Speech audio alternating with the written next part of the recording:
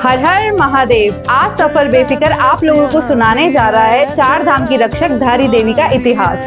माँ धारी के 7 भाई थे जिनसे वो खूब प्रेम करती थी, लेकिन उनके भाई उनको बिल्कुल पसंद नहीं करते थे। उसका कारण ये था कि भाइयों को पता चल गया था कि माँ धारी देवी के ग्रह उनके लिए बिल्कुल ठीक नहीं है। उनके माता पिता के गुजरने के बाद ये नफरत और बढ़ गई और समय बीतता चला गया, जिसमें से 7 में से 5 भाइयों की मौत हो गई। बाकी के जो 2 भाई बचे थे उनकी जान को खतरा मंडराने लगा। फिर एक दिन दोनों भाई और उनकी पत्नियों ने ये योजना बनाई कि बहन को मार देते हैं ताकि उनकी जान बच जाए। एक दिन सबने मिलकर अपनी बहन का गला काट दिया और उसे अलकनंदा नदी में बहा दिया। छोटी बच्ची का गला बहते हुए धारी गांव पहुंचा और अलकनंदा नदी के बीच एक पत्थर से टकरा गया। जैसे ही गला धारी गांव पहुंचा तो एक लड़के ने देखा कि एक बच्ची बहती हुई आ रही है। इस लड़के ने उस लड़की को बचाना चाहा, लेकिन लड़के ने देखा ये तो सिर्फ गला है। भाव ज्यादा होने के कारण लड़का उस नदी में जा नहीं पा रहा था। तभी एक आकाशवाणी होती है कि तुम डरो मत, मेरे पास आओ, मुझे बचाओ, तुमको मैं कुछ नहीं होने दूंगी। जहाँ जहाँ पैर रखेगा वहाँ वहाँ मैं तेरे लिए सीढ़ियाँ बना दूंगी। और ये भी कहा जाता है कुछ समय पहले तक वो सीढ़ियाँ वहाँ दिखाई भी देती थी।